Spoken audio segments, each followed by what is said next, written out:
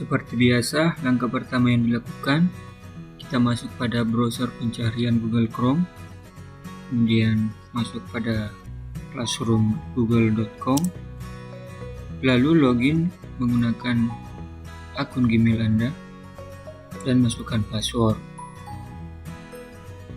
Pada halaman utama Google Classroom saya, sudah terdapat 2 kelas yang telah saya buat. Pada video sebelumnya, saya telah memberikan panduan cara membuat kelas baru dan memasukkan anggota kelas.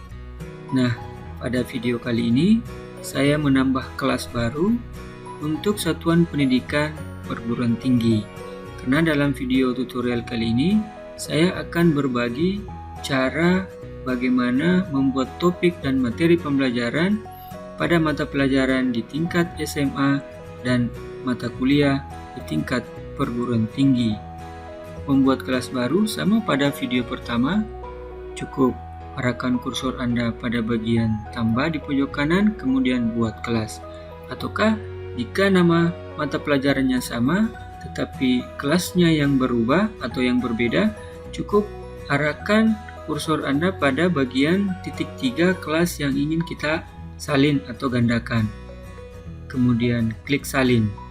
Nah, kita dapat membuat identitas baru berdasarkan kelas yang sudah kita salin. Nah, ini hanyalah contoh. Selain itu, urutan-urutan kelas yang ada dalam halaman utama Google Classroom kita bisa atur sedemikian rupa.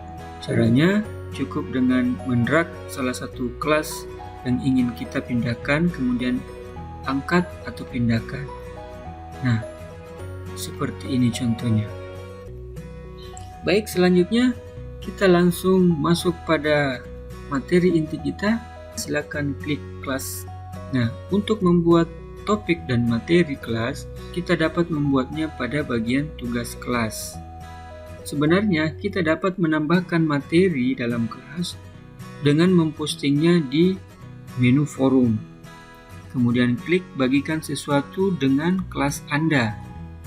Nah, pada bagian ini kita bisa langsung membuat judul materi dan penjelasan materi apa yang akan kita sampaikan pada kelas kita. Namun, ini akan tidak teratur karena kita langsung mempostingnya di bagian forum. Alangkah baiknya kalau materi yang kita akan buat itu kita pusatkan pembuatannya di bagian tugas kelas. Misalnya, dalam satu semester, kita memiliki beberapa topik pembelajaran yang terbagi ke dalam beberapa materi-materi pembelajaran berdasarkan silabus atau RPP yang telah kita susun.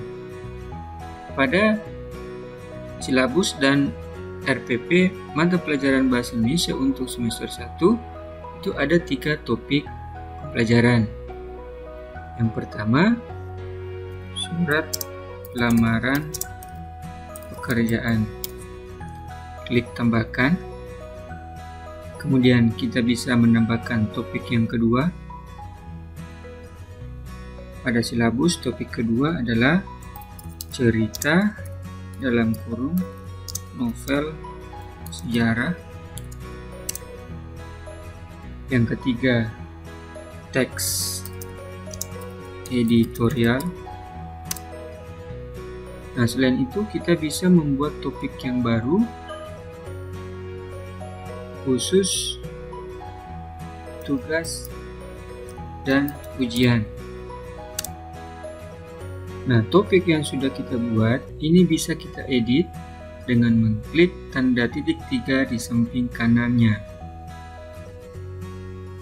Jika ingin kita hapus, silakan klik hapus dan klik ganti nama jika ingin kita edit, misalnya tugas dan ujian. Kita sudah membuat beberapa topik pembelajaran yang tentu kita harus sesuaikan dengan silabus dan RPP atau rencana pelaksanaan pembelajaran. Ini ada 3 topik berdasarkan silabus untuk kelas SMA kelas 12 semester 1. topik ini alangkah baiknya kalau kita susun secara berurutan. Nah, misalnya kita akan menempatkan surat lamaran pekerjaan di bagian atas. Caranya sangatlah mudah. Kita cukup mengarahkan kursor pada topik yang telah kita buat, kemudian kita tekan atau drag, kemudian pindahkan ke bagian paling atas. Nah, begitu juga selanjutnya, silakan. Jika ada yang ingin diedit, cukup mengklik tanda titik 3 pada samping kanan, kemudian klik edit, ataukah hapus, ataukah naikkan atau turunkan, semua menunya tersedia. Nah, jika kita membuka menu forum, itu belum tampil apa-apa. Ini artinya bahwa topik yang kita buat ini hanyalah untuk mengatur materi-materi atau segala kegiatan-kegiatan publikasi konten-konten belajar yang kita posting di Google Classroom. Jadi kita klasifikasikan berdasarkan topik-topik pembelajaran yang telah kita buat. Artinya topik-topik ini hanya dapat dilihat oleh kita sebagai guru atau sebagai pengelola kelas. Selanjutnya kita akan masuk pada video tutorial kita yang kedua, yaitu membuat materi pembelajaran. Untuk membuat materi pembelajaran, kita juga membuatnya pada menu tugas kelas. Silakan klik tambah atau buat, kemudian klik materi. Misalnya pada materi pertama kita membuat judul Sistematika Surat Lamaran Pekerjaan. Materi ini berada pada bagian topik surat lamaran pekerjaan. Jadi maksudnya seperti ini. Tentu dalam topik surat lamaran pekerjaan itu kita bisa memposting beberapa materi. Misalnya materi pertama sistematika surat lamaran pekerjaan, yang ketiga unsur kebahasaan atau format surat lamaran dan sebagainya. Jadi setiap topik itu bisa terdiri dari beberapa materi pembelajaran. Pada bagian deskripsi ini bersifat opsional atau pilihan, bisa kita isi, bisa juga dikosongkan. Sebaiknya kita mengisi beberapa hal, mengetikkan beberapa hal terkait penjelasan mengenai sistematika surat lamaran pekerjaan. Misalnya kita memberikan contoh deskripsi. Nah, meskipun bersifat opsional dikosongkan atau diisi, tapi alangkah baiknya pada bagian ini kita isi yang berguna untuk menjelaskan tentang bentuk atau tujuan dari materi ini kita publikasikan. Nah, tentu format materi yang kita bisa publish itu bermacam-macam. Nah, bisa kita lihat dengan cara mengklik tambahkan. Kita dapat melampirkan beberapa format materi. Jika misalnya materi yang kita ingin lampirkan dalam bentuk buku teks, presentasi, PowerPoint, atau dan lain sebagainya, itu kita bisa mengklik file, kemudian klik upload, lalu klik browse, kemudian kita pilih file yang akan kita upload. Saya berikan contoh, ingin mengupload buku teks Bahasa Indonesia SMA kelas 12. Nah, kita tunggu sampai proses uploadingnya selesai. Setelah proses uploading selesai, alangkah baiknya dalam memposting satu materi pembelajaran itu kita bisa tambahkan beberapa materi pendukung. Misalnya kita ingin menambahkan materi dalam bentuk video. Agar lebih mudah, kita dapat menambahkan materi video pembelajaran yang terkait tentang sistematika surat lamaran pekerjaan di YouTube. Silakan klik tambahkan dan pilih YouTube. Jika kita belum memiliki referensi berupa video pembelajaran yang terkait materi ini di YouTube, kita bisa mulai mencarinya dengan memasukkan kata kunci di kotak penelusuran.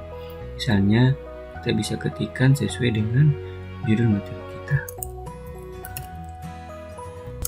Kemudian, tekan cari. Ini ada beberapa referensi materi kita, yaitu sistematika surat lamaran pekerjaan. Kita cukup mengkliknya, kemudian klik tambahkan. Beragamnya materi pembelajaran yang kita upload itu membuat para siswa bersemangat, apalagi kalau kita padukan materi pembelajaran dalam bentuk teks dan dalam bentuk video. Pada bagian sebelah kanan halaman ini, nah di situ ada untuk kemana materi ini akan kita publish. Jika sekiranya kita sudah membuat beberapa kelas, misalnya kita juga mengajar mata pelajaran Bahasa Indonesia di kelas 12 IPS, ataukah di kelas 12.1 atau di kelas 12.2 yang materi pembelajaran atau silabusnya juga sama.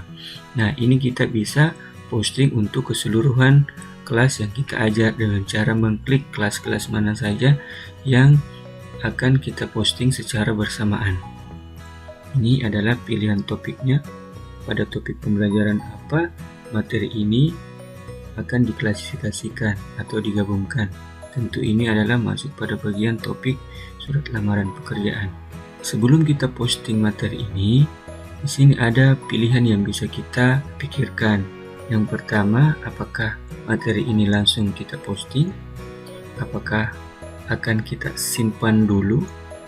Jika materi ini kita simpan draft, berarti materi ini belum terpublish di halaman Google Classroom siswa. Misalnya, nanti dalam beberapa saat kita akan melakukan edit. Ada juga menu jadwalkan. Misalnya, materi ini kita akan posting sesuai dengan jadwal mata pelajaran kita. Nanti pada saat tiba waktunya dia akan terposting secara otomatis. Pada video kali ini cukup dengan menu posting saja dulu. Saya klik posting. Nah, kalian tidak perlu khawatir jika sudah terlanjur memposting suatu materi, karena kita masih bisa melakukan proses perubahan atau edit. Caranya cukup klik materi tersebut, kemudian arahkan kursor pada bagian titik 3, klik edit. Jika kalian ingin melakukan perubahan. Nah, sekarang kita bisa lihat pada bagian forum seperti apa bentuknya setelah kita sudah memposting satu materi pembelajaran. Di bagian forum itu sudah ada muncul satu postingan, kita bisa klik, maka bentuknya akan seperti ini. Jika saja tadi kita tidak mengisi bagian deskripsi, mungkin tidak ada penjelasan bagi siswa ini materi seperti apa. Maka dari itu, alangkah baiknya kalau kita sebagai guru atau dosen memberikan pengantar atau deskripsi terkait materi pembelajaran yang kita posting. Sebelum itu, alangkah baiknya di bagian awal dari forum di Google Classroom kita menuliskan pengantar. Misalnya, kenalan diri kita sebagai guru mata pelajaran. Kita bisa memulai dengan kata salam.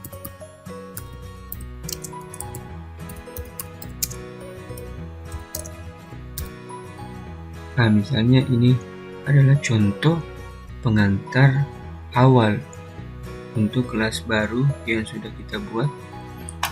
Di dalam pengantar ini bisa berisi tentang perkenalan diri, bagaimana bentuk pembelajaran dalam satu semester ini, dan juga kita bisa sertakan kontak atau email dan nomor HP yang bisa para siswa gunakan untuk menghubungi kita sebagai guru jika mereka menemui hambatan atau kendala. Setelah itu kita posting. Jika kita sudah memposting beberapa konten pembelajaran dalam Google Classroom, maka dia urutannya berdasarkan urutan waktu. Misalnya kita ingin memindahkan materi ini di atas dari pengantar. Kita cukup mengarahkan kursor, silakan klik tanda titik 3, kemudian klik pindahkan ke atas. Nah, ini yang saya maksud. Alangkah baiknya jika bagian pengantar ini berada pada bagian awal, diikuti oleh materi-materi selanjutnya. Dalam memposting materi pembelajaran, teknisnya nanti itu disesuaikan dengan jadwal mata pelajaran kita. Jika kita ingin memposting secara keseluruhan materi yang akan kita ajarkan, alangkah baiknya itu dijadwalkan agar semua materinya tidak terposting secara bersamaan. Selanjutnya, misalnya kita ingin memposting materi pembelajaran yang kedua dengan judul materi yang berbeda, namun file materi yang ingin kita posting itu sama dengan file yang sebelumnya. Nah, caranya klik tambahkan, kemudian file. Di sini perbedaannya kita tidak perlu mengupload file baru.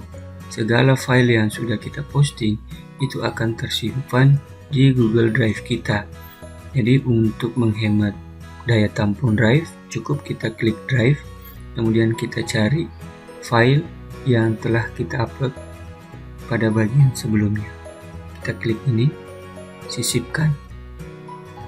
Nah, ini akan menghemat penggunaan ruang atau kapasitas Google Drive. Ingat pada video kita yang pertama, Google Classroom itu tersinkronisasi dengan aplikasi Google yang lain, yaitu Google Drive, Google Spreadsheet, dan lain sebagainya. Ini adalah contoh deskripsi materi selanjutnya. Kita bisa menambahkan format materi yang lain, misalnya dari YouTube ataukah dari materi link tertentu di Google. Jika tidak ada, cukup satu saja, ini hanya contoh. Kita akan melakukan proses posting terjadwalkan. Kita klik jadwalkan. Oh iya, saya lupa tadi bahwa materi unsur kebahasan dalam surat lamaran ini tidak saya masukkan dalam topik pembelajaran. Caranya sangat mudah untuk memasukkan ke dalam topik. Cukup klik tanda titik 3, edit. Kita bisa klasifikasikan ke dalam topik pembelajaran, itu masih dalam topik surat lamaran pekerjaan, kemudian klik jadwalkan. Bentuknya akan berbeda apabila materi itu sudah dipublish dan apabila materi itu belum terpublish ataukah sifatnya masih terjadwalkan. Untuk membuktikannya, misalnya kita bisa klik forum. Nah, materi yang sifatnya masih terjadwalkan itu belum tampil di beranda atau di forum kelas. Saya kira ini hanyalah beberapa contoh. Silakan kalian melanjutkan penambahan topik-topik pembelajaran yang lain. Ini hanyalah contoh. Nanti kalian dapat menyesuaikan berdasarkan satuan pendidikan mana kalian mengajar, pada semester berapa, SMP, SMA, SD, atau SMK, itu terserah atau berdasarkan kebutuhan masing-masing. Nah, selanjutnya, seperti janji saya di bagian awal pada video ini, saya juga akan memberikan panduan bagaimana cara membuat topik dan materi pembelajaran untuk mata kuliah Bahasa Indonesia di tingkat perguruan tinggi. Dalam membuat topik itu kita sesuaikan juga berdasarkan RPS mata kuliah kita atau rencana pembelajaran semester. Nah, ini adalah pengantar mata kuliah. Di bagian pengantar ini kita bisa menuliskan capaian pembelajaran apa dalam mata kuliah ini, kemudian bahan-bahan kajian apa dalam perkuliahan kita. Misalnya pada mata kuliah ini, bahan kajiannya ada beberapa topik-topik pembelajaran, kita bisa sesuaikan berdasarkan bahan kajian. Kita posting. Sekarang kita masuk pada menu tugas kelas. Kita akan membuat topik pembelajaran. Misalnya topik pertama adalah perkembangan bahasa Indonesia. Topik yang kedua, ragam bahasa Indonesia. Yang ketiga, ejaan bahasa Indonesia. Dan selanjutnya dan seterusnya. Kalian bisa menambahkan beberapa topik berdasarkan RPS.